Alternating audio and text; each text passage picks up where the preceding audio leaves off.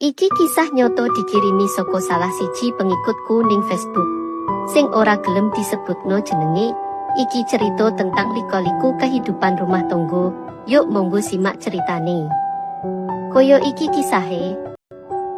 Perkenalkan, namaku Adit. Aku mempunyai istri bernama Amelia dan dikaruniai satu anak laki-laki. Aku dua bersaudara, adikku perempuan bernama Anis dan sudah berkeluarga juga. Saya berasal dari daerah kota Jogja. Dalam kehidupan berumah tangga pasti ada saja cobaannya, semua orang pasti mengalami namun dengan cara yang berbeda-beda. Pada saat itu, karena kebutuhan biaya hidup yang serba mahal, aku memutuskan pergi merantau untuk bekerja mengadu nasib di Malaysia. Demi membahagiakan keluarga, aku rela meninggalkan anak dan istriku di rumah.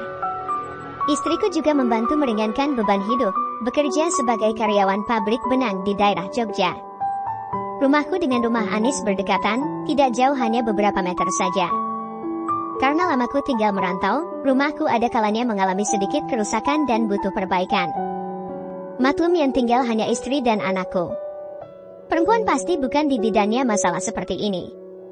Karena istriku tidak bisa dan tidak tahu memperbaiki jika ada kerusakan, meminta tolong kepada suami Anis yang bernama Agus. Agus ini kebetulan bekerja satu pabrik dengan istriku. Dari situlah, istriku keseringan meminta tolong kepada Agus ketika butuh apa-apa. Karena kebiasaan ini, istriku dengan Agus mulai timbul benih-benih cinta. Mereka menjalin hubungan secara sembunyi-sembunyi. Istriku dan Agus sering bersama juga lakukan hubungan intim di rumahku ketika keadaan sepi. Sudah tahu jelas-jelas ini hubungan terlarang. Tanpa rasa berdosa, istriku berkhianat di belakangku dengan suami dari Anis, adik kandungku sendiri. Saat itu juga Anis mulai mengandung bayi dari pernikahannya dengan Agus. Seiring berjalannya waktu, lama-lama isu perselingkuhan ini tercium juga diketahui keluarga dan warga. Sepandai-pandainya menyembunyikan bangkai pasti akan tercium bau juga. Karena sering bersama dengan skandal terlarangnya dengan si Agus, istriku perutnya pun mulai membesar dan terbongkarlah semuanya. Kabar perselingkuhan ini menjadi bahan cubiran di lingkungan masyarakat dan membuat malu keluarga, begitu teganya bermain api asmara di belakang.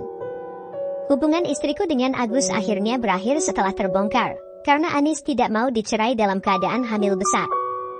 Beberapa bulan kemudian, istriku melahirkan hasil dari hubungan gelap dengan suami adik kandungku.